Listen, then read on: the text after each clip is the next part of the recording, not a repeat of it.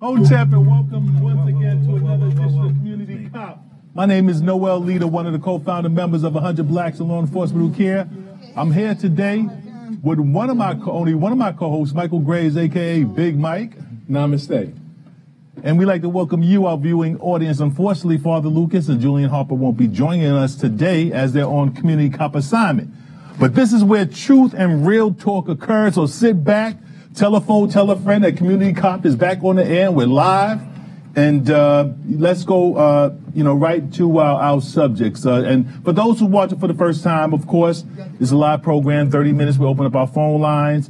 And also, you can catch the program or you can share the program with a loved one, regardless of what state they're in. We have people who watch this program religiously from out of New York City. They can watch it over the internet on Manhattan Neighborhood Network or MNN.org and punch in a live feed to Community Cop. So share that information with a loved one. YouTube. And on YouTube. Now we get uploaded every week. If you missed the program, or if you missed part of the program, you can catch our program on YouTube. Just look up Community Cop, sit back, and then you can watch it, again. All right, as is customary, we want to open up with our historical piece. Of course, this is the anniversary of the 13th Amendment of the U.S. Constitution, which abolished, allegedly, slavery and involuntary servitude. Of course, the exception to the rule is if you're incarcerated, if you're a prisoner, then all bets are off. Michael, remind our viewing audience about this very important amendment, at least on paper.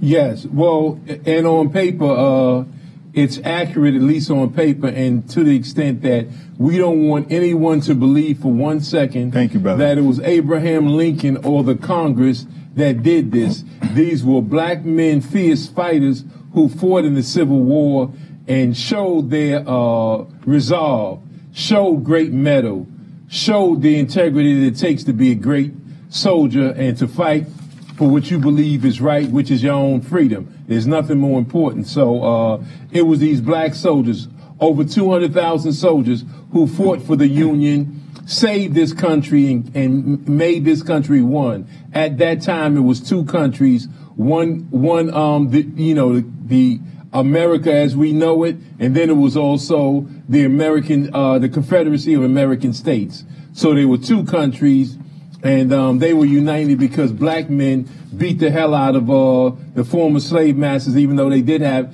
slave masters in the North. Let's not forget that. But black men fought for their freedom, was able to win it, and in turn won freedom for black men, women, and children.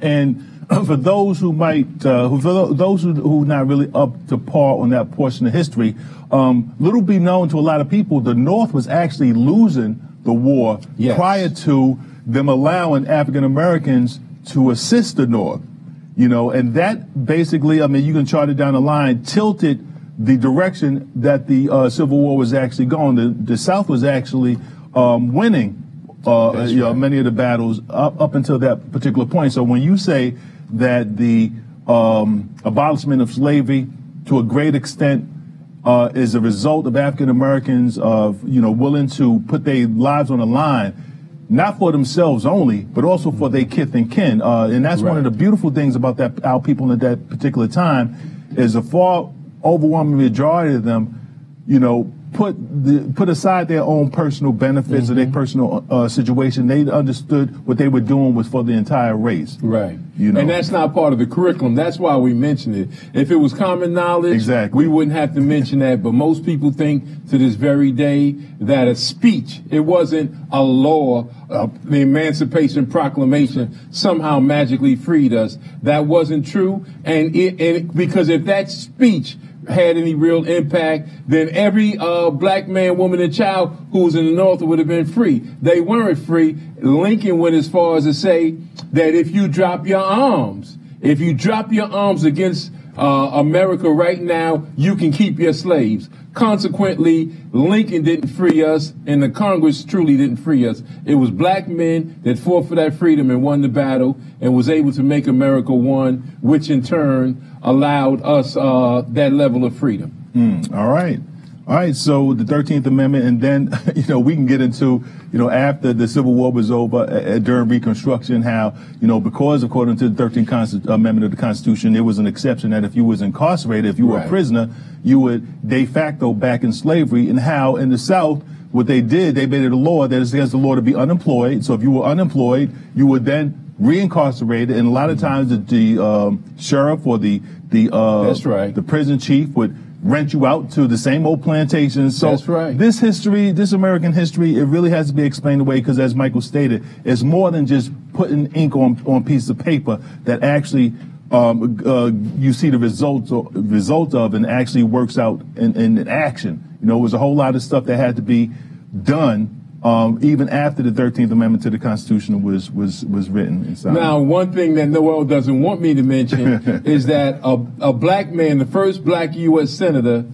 Hiram Rebels, he was the one who became the first black U.S. Senator, and he was from the state of Mississippi. He replaced Jefferson Davis, one of Noel's heroes, the Confederate president of the United States. He replaced him and became the first black U.S. Senator. And, you know, some people don't realize that. They think that in modern history, it was, what's his name, White from Massachusetts. But, you know, back then, the late 60s, early 70s. But, in fact, our brother Hiram Rebels was the first black man to be a U.S. Senator, and that was in 1870 because we had the right to vote by then from the 15th Amendment gave us the right to vote, and we voted in a black man in Mississippi. So we got a lot of work to do, but it just shows you straight out of slavery how strong we were. And I mean, I didn't expect to go into this direction, but I want to feed off on that. When you look at the area of Reconstruction right after slavery, there was many political advancements. You know, you had many African Americans elected into political office. We're talking about the 18th century, the end of the 1800s. Right. You know, you had many blacks elected as police chiefs, as mayors, as congressmen, and those of you who watched the movie, what's that movie? Birth of a Nation. Birth of a Nation. You see it depicted the number of African Americans that were in the House, and how, you know, that was the cause of the rise of the Ku Klux Klan, because African Americans, to whites' chagrin, if given the opportunity, can excel. If not disenfranchised, will excel. If not exploited and murdered, will progress, because it's natural. You know, and there was right after slavery, there was an acceleration of schools being built. There was an acceleration of people being elected to public office. And that's when you had this brushback, you know, by white racists and white supremacists in the South and in the North. So, so that's a bit of history that we all have to look at. But fast forward into today, our first topic, we're going to do some homework. In the death of Sister Laquan McDaniel, Officer Jason Van Dyke was just sentenced for second-degree murder, and he only received 6 years, which is not your typical punitive sentence for somebody convicted for murder. Second-degree murder. Yeah, this is ridiculous. He's looking at 6 years, 7 months, and this is just totally ridiculous for a person who was on film shown Laquan McDonald walking away from him.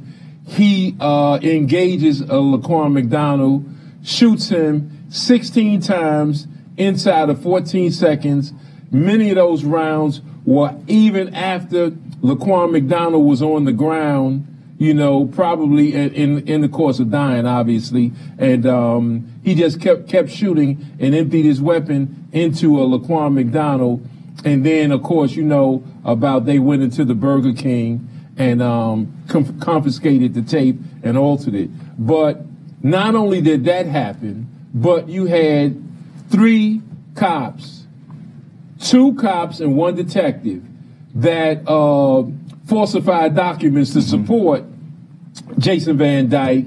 They were exonerated. That's right. So while we looking at the one police officer who obviously killed Laquan McDonald, we're not looking at the 3 cops that said in their reports that Laquan McDonald lunged at Jason Van Dyke with a knife and that Jason Van Dyke had to defend himself.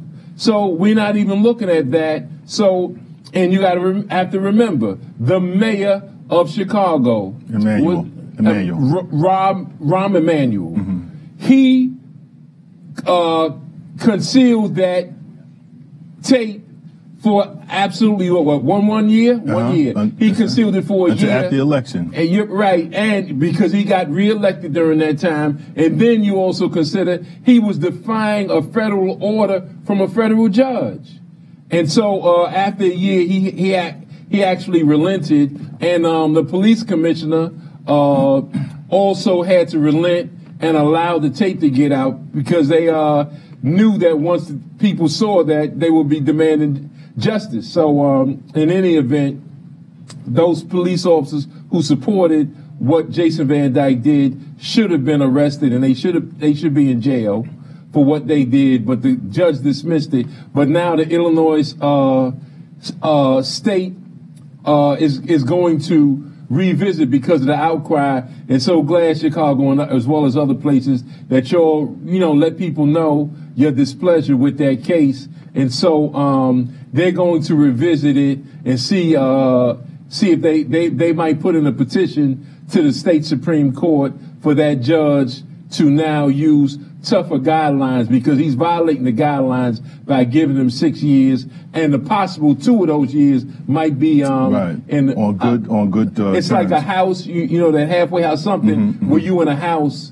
And maybe arrest. with a bracelet, right? Something to that extent, as opposed to doing all your hard time in jail. And see, what the judge is attempting to do, even though this officer's guilt is not even debatable, even though the fact that this officer perjured himself is not debatable, he's trying to make it as lenient as possible, which has never happened when somebody killed a police officer. Right. Though they want to be as overtly aggressive as possible and punitive as possible. And as we all know, in state crime, you never do 100% of the time. So if he's gotten 6 years and he does 70% or 75%, gets out on good behavior, he's really doing absolutely no jail time for murdering a civilian. Well, yeah, the plan was that he'll be out in 3. Right, and that's preposterous, right. For a second-degree murder conviction.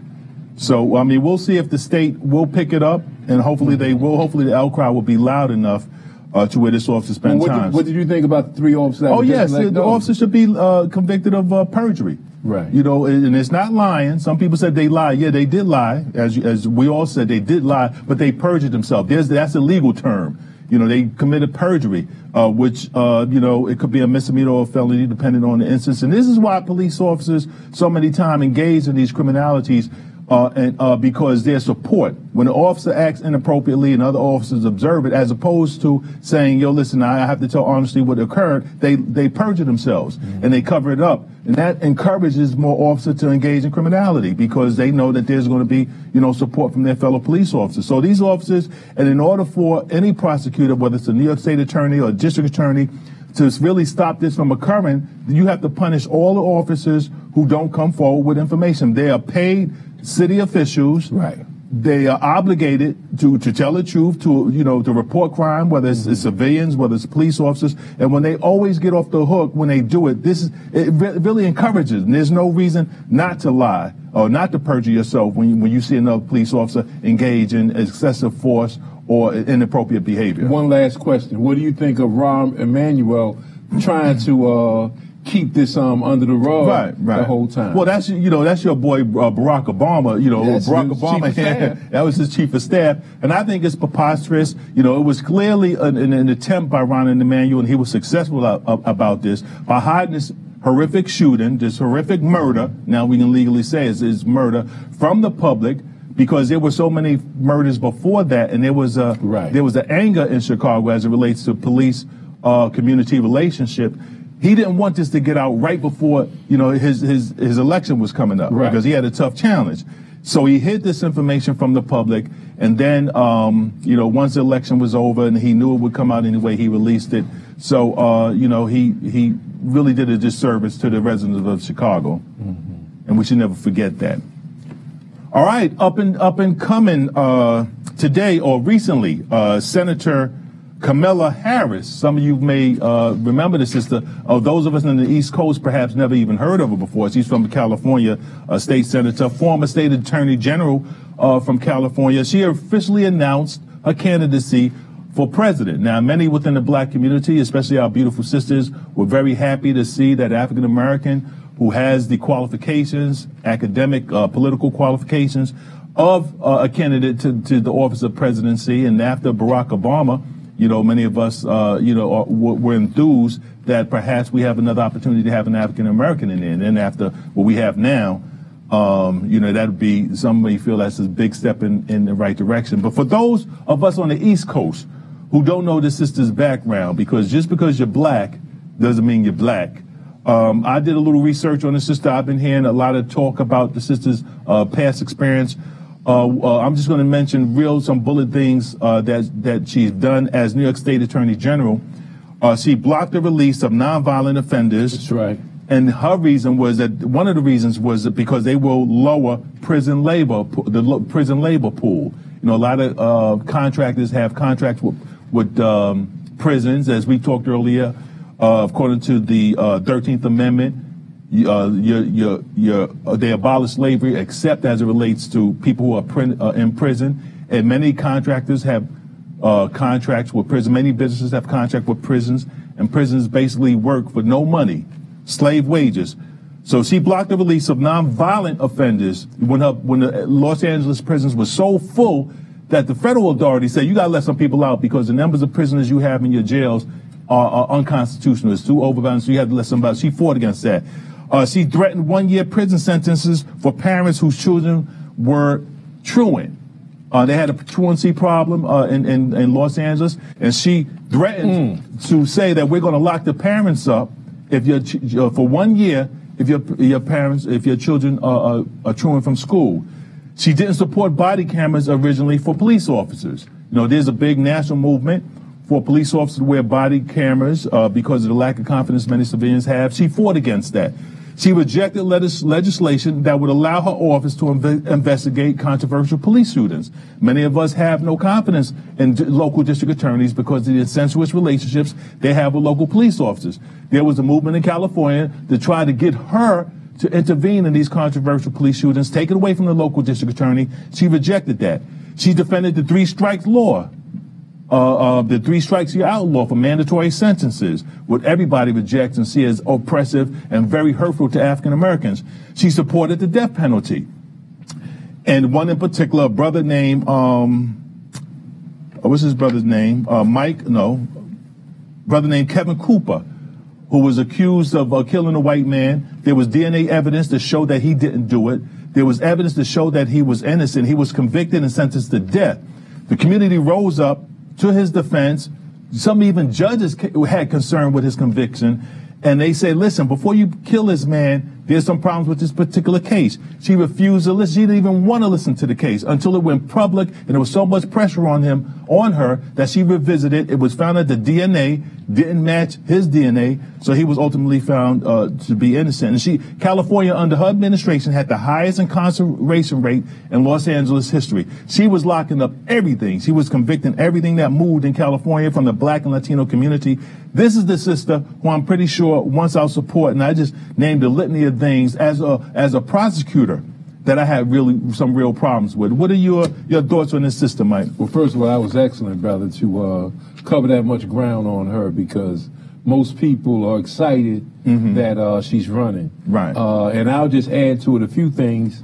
First of all, she was a public, as a public defender, as a prosecutor, you are fighting the public defender's office, because most of the people you're going to prosecute, they don't have money, so you're dealing with a public defender. The public defender's office asked her for information on dirty cops. She refused to. She intentionally hid their uses of force, hid whatever allegations and complaints had been made against them in the past to protect the police officers. The public defender said they need that information so their client will have a level of fairness in the church. During trial in the courtroom. She said no. She said she needed to protect the police officers. They have the right to have their history protected. The public defender's office wasn't asking for their security numbers, you know, your social security number, or your home address, your home address, your telephone number, and all that other stuff. We're just asking for information that's pertinent to the case because he had a history. I mean, a lot of these cops had histories of calling black people the N-word, being heavy-handed and getting real physical with them, and she protected them. Not only did she do that, but when the evidence was overwhelming, she still found a way to protect police officers. So she's a tool of white supremacy because her whole life has been dedicated to doing what white people like because she wants to be, she wanted to move into politics. She really wanted to move up in politics. Okay, she also, while she was an ADA, she had a relationship with Willie Brown, a married man. I didn't want to go there. Go ahead, brother. Now, and this is a well-known fact. It's a well-known fact. This is not something this is not really revelatory. Exactly. So I'm not, really revealing. But for those of us on the East Coast who don't know the system. Right. She slept with married men with power to gain access to more power. And even though she was making $100,000 as an ADA, Willie Brown, who I guess whatever gift she was giving him, he liked it. So he gave her 2 $100,000 jobs in addition. And want to thank Sister Forrester before I go any further. Analysts, research analysts from Straight Black Pride because she gave me this information. And so you had Kamala Harris who slept with a man who she had a job for a well-paying job. She got 2 additional jobs, moonlighting, $200,000 jobs for Willie Brown. So whatever she was giving him, I'm sure he appreciated it. And so she also, when she had to prosecute as a prosecutor, dirty cops, and she just had to, she always recommended sensitivity training. So if they beat somebody down really bad, she recommended instead of termination from the job, instead of prosecuting them, putting them in jail, she always recommended sensitivity training for police officers who beat blacks. And she would not admit to a war on crime. She was asked that several times. I mean, was there a war on drugs? Let me say it right. And she understood full well that war on drugs was really a war on black people.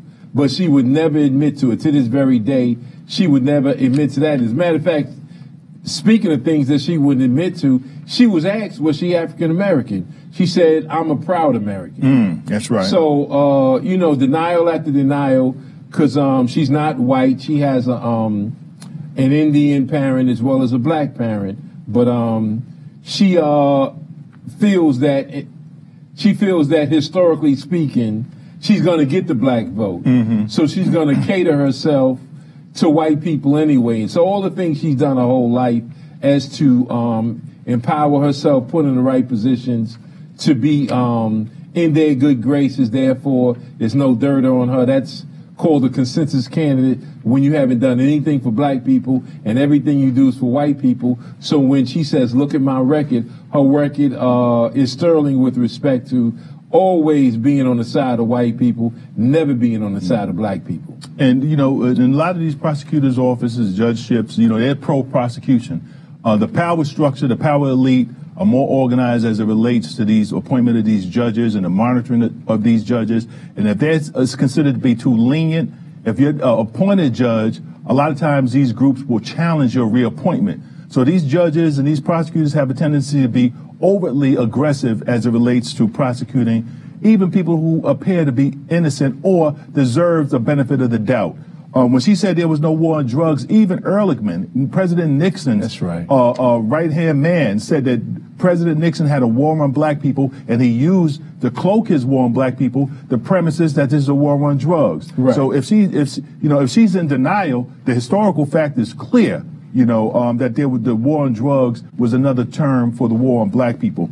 And we have a right, African Americans have a right to expect a prosecutor New York State Attorney General or District Attorney to be more sensitive, to be more correct as it relates to prosecuting members of our community who a lot of times can't afford, good attorneys. We have a right to expect them to be a little more sensitive, a little more fair, a little more honest as it relates to prosecutions. And evidently, according to what I'm learning from this sister's record, she's definitely not that. Mm-hmm. She's a disappointment, a great disappointment.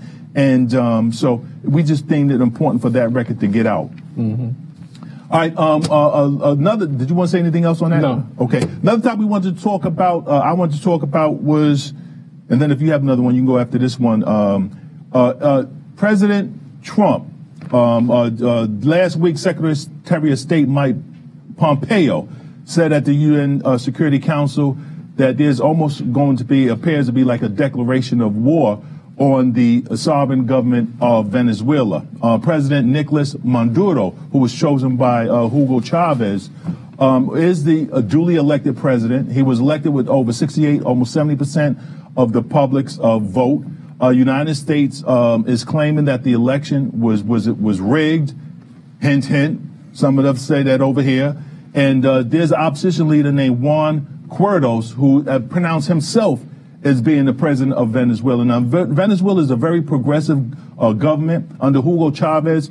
When he came into office, the first thing he did was to get rid of the private sector, all of these oil companies, all these natural resources. He socialized them. He said this oil belongs to the whole company, the whole country, not just certain individuals. And from that day on, he was attacked and prosecuted by the power elite. Of course, American corporations, I believe Citgo was over there. He said, you know what, you're out of business, we're taking over your oil company. So Chavez was attacked. His predecessor, which is Nicolas Maduro, who took over from Chavez, he was his hand selection for presidency. He's being attacked. And it's just another attempt of America who's acting as if, they can go into any government or any country and overtake it, not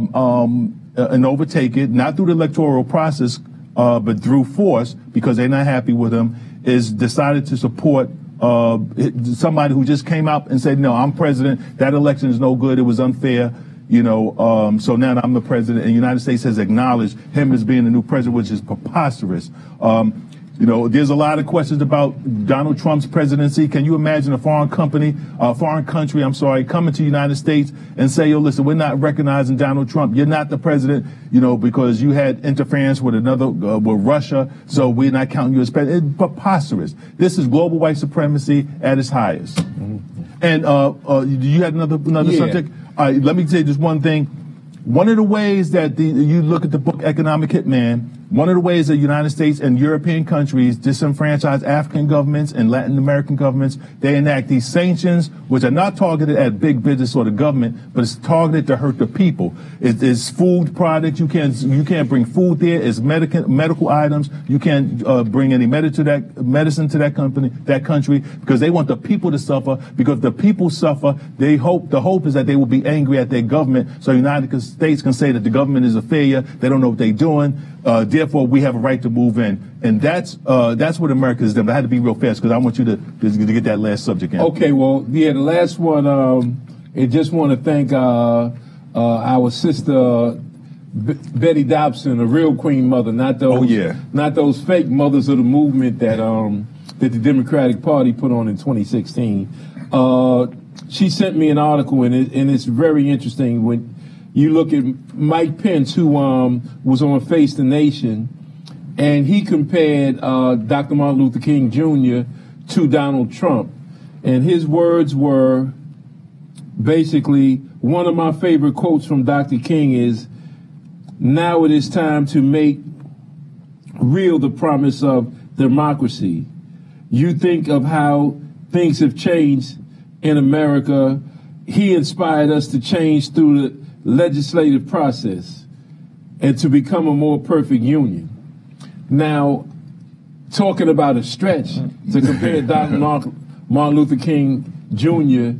to Trump, and talking about he changed America to respecting the legislative process. Well, what was the legislative process in Staten Island when Garner was killed?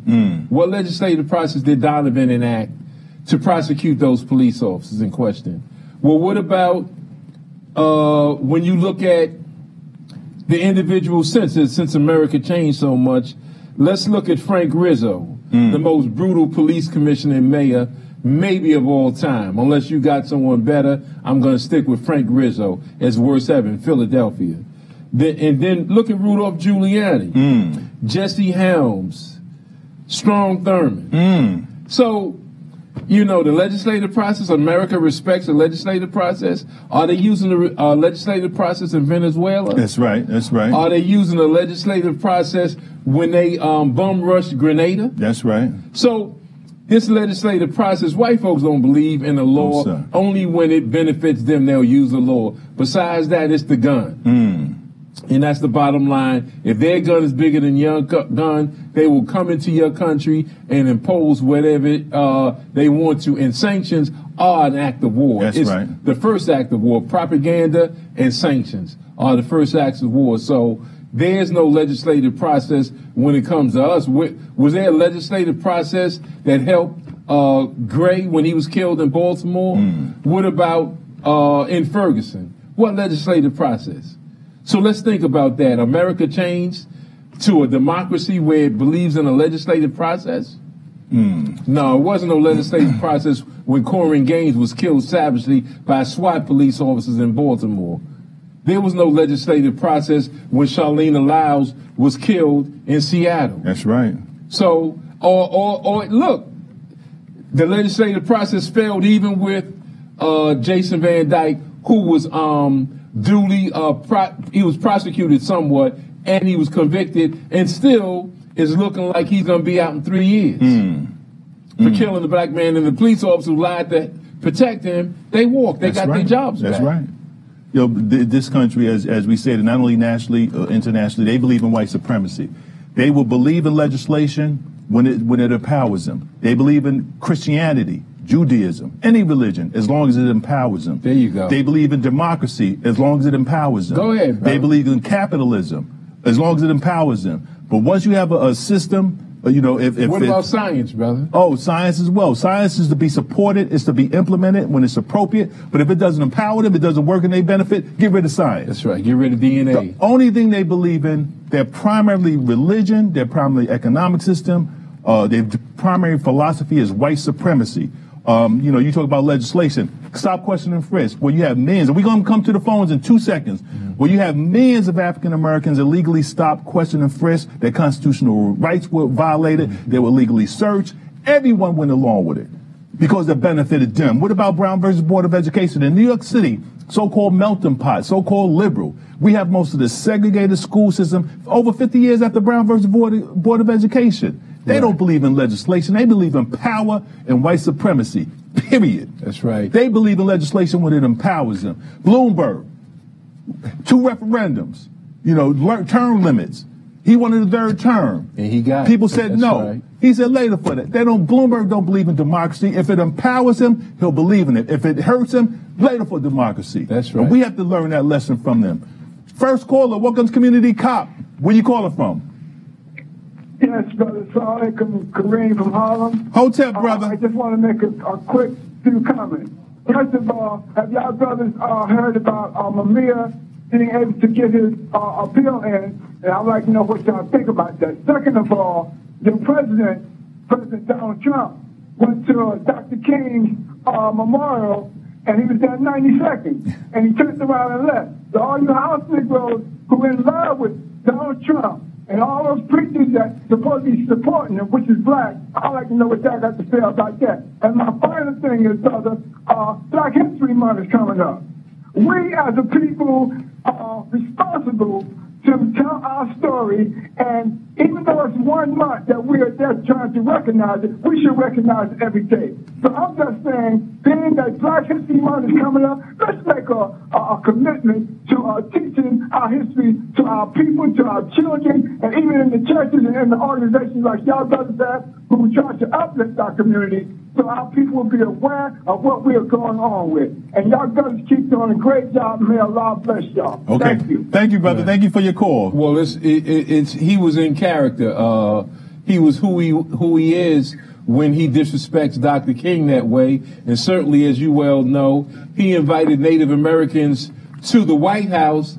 And as Noel pointed out a while back when it happened, and he disrespected them. And he calls a white woman, the one, Elizabeth Warren, whatever her name is, calls her Pocahontas. So he makes a mockery of anybody that's around him that's not white. So he was acting in character.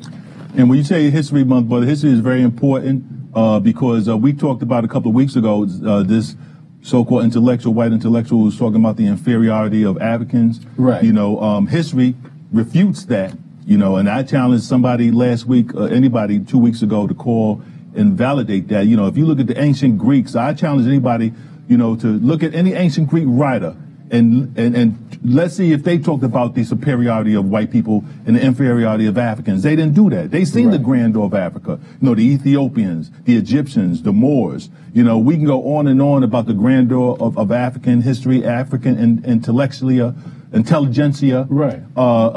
Scholarship. You know, we can talk about that. So history is very important. So as you said, brother, we ought to teach our children, and we ought to become familiar ourselves with our vast history. But next caller, welcome to Community Cop. Where you calling from? This is Kobe from Manhattan. Hotep, brother. Hey, just three things real quick. One, Kamala Harris is garbage. And unfortunately, a lot of black people are going to vote for her just because of her tone, her skin. Also, I just wanted to find out, what do you guys have to take on Patrick Lynch, the PBA president, him calling that guy a mud on TV, the one that the incident with the cop that got dragged or whatever in Brooklyn, and the guy got a life sentence or whatever, or a sentence not to their liking. And then thirdly, what do you guys think about that Somalian cop out there in Annapolis or whatever, the one that shot the white lady? They're going after him hard body. They're even adding charges. Happy day, fellas. Right. That's right. Thank you, brother. Well, I'll just say, from what I recall from your questions, I'll say that first of all, that continental African who from the outset, when he shot that white woman, when he reached over his partner and shot the white woman, immediately all of his information came out. There was no cover given. The air cover you get from the mayor's office, the air cover you receive from the media and the press, the air cover you receive from your police department itself. When we saw he didn't get none of that, we automatically knew that he was black. That's right. So just later we found out he was continental African. But we're not surprised at that. And I forgot the other question. It's about Billy Lynch referring to the... Pat Lynch is in character. This is who this is not the first time he referred to a black person as a mutt. It's just that the next time y'all see Pat Lynch, let him know that black people have been on this earth for over 6.5 million years, and white people have been here max 150,000 years. So let him know that, and just ask him after you say that, who's your daddy, but have a camera there, because if there's no cameras around, it might get ugly. But you can tell him who's your daddy. Yeah, and for the record, it's inappropriate. Patrick Lynch, although he's a union president, we understand that he defends police officers, no problem with that. Right. But he's also a police officer. He also gets a salary from the taxpayers. So he has a responsibility to act appropriately when he's, describing his support for a police officer, and all of this kind of, language, dehumanizing individual is not necessary. He's a police officer as well, Patrick Lynch. All right, next caller. Welcome to Community Cop. Where you calling from? I'm calling from Brooklyn. Hotep, Brooklyn. Yes. Miss Harris is married to a white man. I would not vote for any black who is married white. And last week, when I read inside the papers that all over America, people are calling their representatives to voice their opinion on the wall. So I called my representative, Yvette Clark. Her office didn't want to talk to me. Unprofessional. I mean, truly unprofessional. And I did a little research on Yvette Clark. She's been in office now going on 12 years. She's made over $1 million in salary and have not passed one bill that she sponsored. And furthermore, last week, I think it was last week, they investigated her office. They bought $120,000 worth of electronics, and all of them are missing from her office. This is our politician. All right. Brother, Thank you, good information. Thank you for your phone call. And we have a right to ask our politicians about these national, international questions. Every community protects their community internationally. You know, we're the only one. Africa is being decimated because of you know, oppression, exploitive measures by this country. You know, counting Zimbabwe as well. So, brother, good lookout to make your political person accountable. Next time when you call them, sometime also record it too. But next caller. How you doing, community cop? Where you calling from? Noel. How you doing, brother Mike? Hey. Brooklyn. Hotel, brother. Brother Ray, listen, ladies and gentlemen, in the Bedford-Stuyvesant 5-borough area, tomorrow we have a treat for you at 103 Quincy Street in honor of Professor Mackey, William Mackey's lecture series. We're back. 103 Quincy Street. All right. 7:30. We have a real treat. 7:30. Okay. At 103 Quincy Street, the A train to Franklin Avenue. Walk down the block. C train to Franklin Avenue. A train to Fulton and walk to Quincy Street. Now listen, and we have a treat for you. Come on down. We had a chance to take Chicago. We wouldn't come together. I think the brother name was Garcia, who could have beat Rahm Emanuel. But the people wouldn't come together on that. They wouldn't come together. They could have unseated them, and it's a shame that happens in Chicago.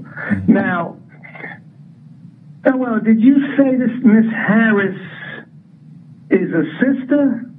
I don't think so.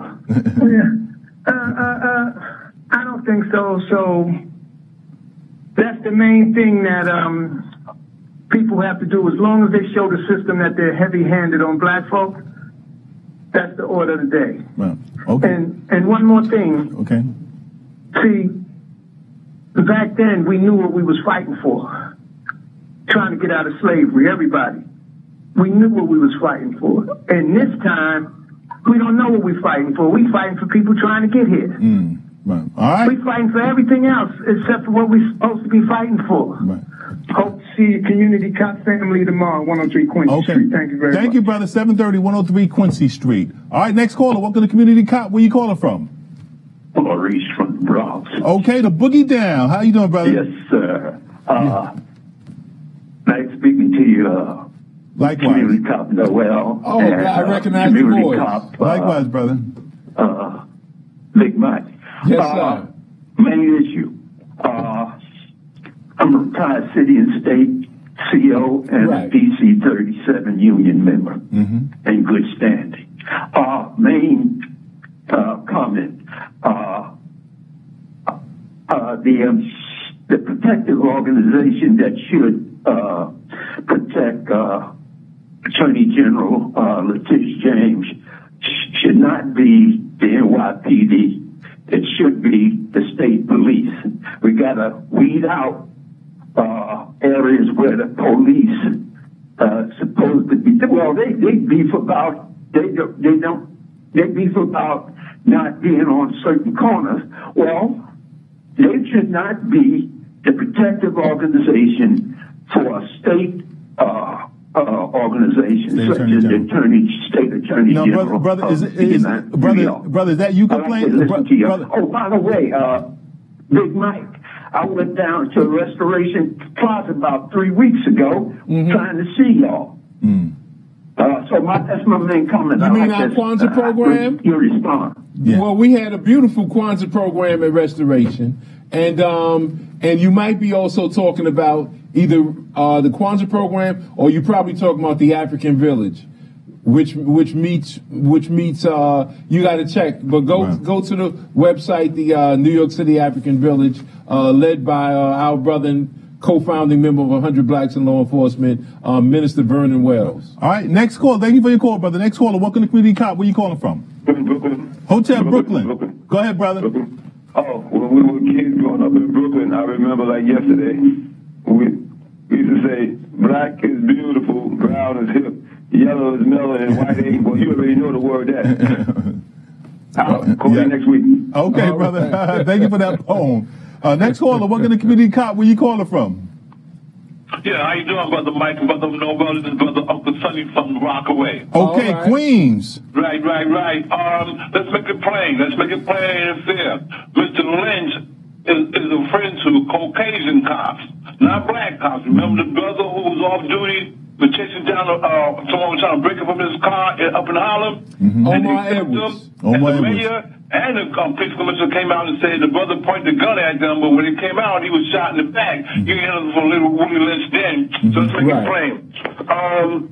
Also, there was this Native man, Indian, so-called Indian, he was on TV, Dr. King's birthday, and he was angry because the white boy was taunting him about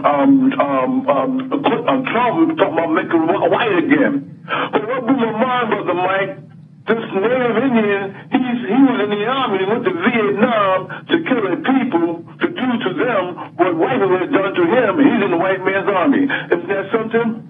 Last but not least, Mike, I heard you on the radio of Gary Bird, and that was a beautiful thing you brought to our attention. However, I wanted to bring to the attention that in Chicago, when that phony convention came about, I called in, I told her sister, I said it was Minister Farrakhan and others who called for a boycott. And she said that, she said black politicians was marching with them. But when they go into the office, they fail us 100%. Ain't that something? Letitia James, all of them, they're phony. Bring the Barons down and bring the rest of them down. They will never pass the test to the Barons. Peace. All right, thank you for your call, caller. Thank you, brother. And just want to thank Brother Gary Bird for giving me the opportunity to espouse some of the things that 100 Blacks in law enforcement, what we do and what we stand for.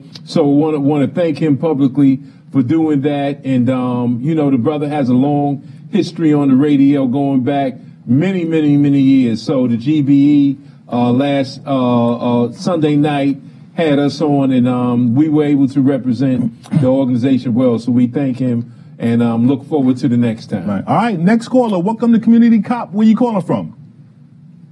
Hello. How you doing, sister? Hello. I'm fine, thank you. Where you calling from? Harlem. Okay. Go ahead. This is in reference to our lovely governor, Mr. Cuomo, in reference to the abortion at 9 months. I mean, how can you do something like this? And he's always at the National Action Network, and I don't even want to go there anymore because that man's in there. You kill a baby at 9 months, no one's talking about it. Well, I didn't hear that. Stop. I didn't hear that.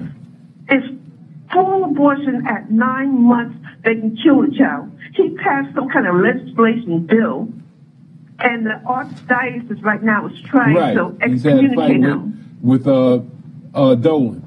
Well, that's crazy. That's outrageous. And then to be what do I do? I'm trying to fight this, but I'm going to need help. Right. Well, I would say to you, sister, much respect that that's not the responsibility of the National Action Network to if they invite him in, he has the right to say whatever he wants to say. However, you don't have to condone it just because you're at the National Action Network. I know I've heard times where they tell you when certain elected officials are there, don't jeer at them and don't, express your views. If y'all were silenced, that's unfortunate. If y'all were told to be silent, but definitely, yourself that this will not ill affect white people. It will ill affect our black women more than anything. So I know that him and Dolan is going at it right now, and so I didn't know it was 9 months though. 9 months. I thought it was somewhere in the third semester, but I didn't know it was 9 months. Right. Okay, we'll look that up, sister, but thank you for your call. We got a lot of phone calls coming, and as you stated, we're Reverend Sharp on anybody. If somebody came to a 100 Blacks meeting and they said something that was inappropriate, I may let them finish, but you better believe once they make their statement, I'm coming right back behind them and I'm going to eat them up. Right. Next caller, welcome to Community Cop. Where you calling from? What's up, the BX on the check-in? Okay. A couple of things I'm going to get right to it. Tennessee Catholic School, Covington, Washington, in D.C., harassing people. They were there. These are some Catholic school kids wearing MAGA hats. And they were harassing people on the mall. They impeded the path of an indigenous elder who was beating his drum, standing there with smirks on their face. They got into it with it was only 4 Hebrew Israelites, from what the reports are saying, and it was like hundreds of these kids who were out there basically wilding. You know, they were there, and these individuals are using the kids to forward their agendas because these kids were there with MAGA hats. What happened to separation of church and state? Because MAGA is political. So you're out there with these highly charged, highly divisive hats on, harassing people. And just being a spectacle, moving along here with the MAGA hats, there was an Empire Star. Yeah, brother, that's enough. Okay, brother. Time out. Supporting MAGA. Right. Okay, right, but the acronym for that, for people that don't know, Make America Great Again. So that's what the hats were. Right. All right, but brother, we got it, brother. People stealing the election. Okay, brother, we got it, brother. You can argue the point that Hillary, the election was stolen here in America. Listen, all right, thank you, brother. It's old story. We covered that, but thank you for your information.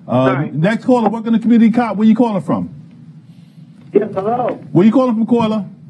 Calling from Flatbush, Brooklyn. Okay, you gotta be real quick. We're winding down. I want to thank you guys for keeping us informed. I want to say one more thing that those in Brooklyn is saying we got to get together because we got to stand together. Feel like the Palestinians in Palestine, the way that all these people are building all these houses. Right. That's right. I'm in the settlement. Right. Gentrification. That's right. Thank you, caller. Thank you for your call, brother. Next caller, welcome to Community Cop. Where you calling from? This is Eddie from the Bronx. Okay, the boogie down. Quick question, brother. We're winding this fast. I think, like I said, I think the reason they nominated Black Panther for Best Picture, they're trying to draw the black audience to watch the awards since the awards are going down the toilets now. Nobody wants to watch it no more. Possible. You know, and like I said, America's becoming more and more brown nation. So, you know, so I think, like I said, by 2045, I think majority of all the movies are going to be black. and brown. Don't forget our brown brothers and sisters. All right, thank you for your phone call. All right, I just seen the slate. What happened? We wiped that. Okay, we must be on the closing. Well, see, the thing is, I think what he's saying is right. You know, obviously, the Black Panther movie has had a profound effect all over the world. For the most part, very, very positive. You saw the people identifying and wearing more cultural attire this past summer. Africa, the continent itself, has opened up its doors, and they're having conferences now all over Africa. They're calling certain places that they've designated to have forums, as well as giving out land to African Americans and others. They're calling it Wakanda.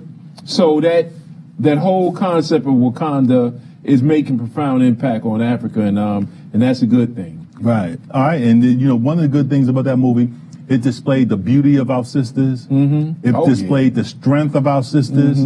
It displayed the genius of our sisters. The sister with the computer, his little sister. So it really elevated, and really, I'm not going to even say elevated because that's where our sisters are. They are on a higher plane already. Right. But it acknowledged and it accredited the beauty and the strength and the wisdom of our sisters.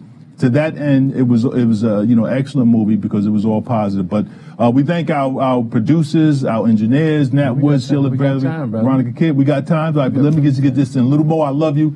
Len, I love you. Community Cop, I love you. Father Lucas and Julian, hopefully we see you in a couple of weeks. But yeah, that was one of the, not only the storyline, but all of the symbolic things that was positive, you know, that I really appreciate that particular movie, a black man being a superhero, as I stated. You know, even when one of the sisters had on a wig, you know, she couldn't wait to get that straightened hair off of her head. Well, she pointed that out, you know, which was a good part about it, that she said how silly she felt wearing a wig, and, you know, and certainly in this time where wigs seem to be dominant in hair pieces, bleaching cream, all this stuff to get lighter, you know, to anglicize yourself more, to somehow develop some type of Scandinavian look is totally ridiculous.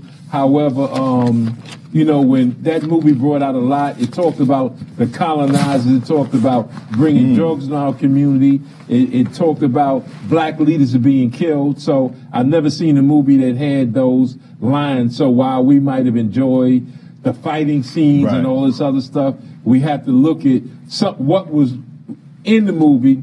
Maybe a lot was taken out, but at least the writer of the movie was able to get in some really salient points. And with that, of course, 103 Quincy Street tomorrow. You know, we have a long history in Brooklyn of Wednesdays going to somewhere for lectures.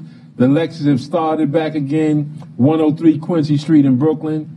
And certainly, black man, black woman, protect the black child, accept your own and be yourself. And with all the information we bring you, just want to thank all those that help us. Sister Betty Dobson chimed in this time, and certainly we get a lot of information from Sister Research Analyst Keisha Forrester. So thank you all for your contributions, and certainly Brother Youssef, no doubt about it, always on point. And United States, stay out of Venezuela. Let the Venezuelans work out their own issues. We have to respect sovereign governments and sovereign nations. You never did, but hopefully one day you will wake up and repent of your wicked ways. Imperialism is should no longer be the trend in 2018. And all of us who allow President Donald Trump and